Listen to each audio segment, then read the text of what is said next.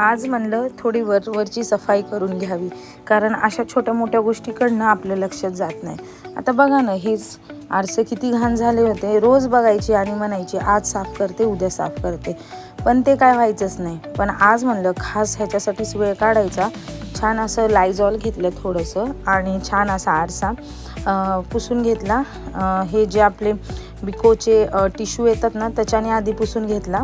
नंतर मला वाटलं त्याच्यावरचं निघतच नाही आहे टिश्यू ना, मग मी ना इकडं आपलं घरातलं एखादं कापड घेतलं, टी शर्ट घेतलं, हे सोहमचं टाकूनच द्यायचं होतं मला. त्याच्याने सगळे आरसे क्लीन करून घेतले, कपाटाचे वगैरे सगळे. कारण अशा छोट्या मोठ्या गोष्टीनंच ना आपलं घरनं सुंदर दिसतं बरं का.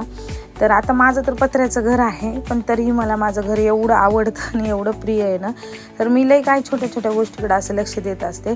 म्हणलं आता एवढंच पुसलं आहे तर टी व्ही का पुसायची नाही. मग टी व्ही ही घेतली पुसायला, कूलरही घेतलं मग त्याचबरोबर.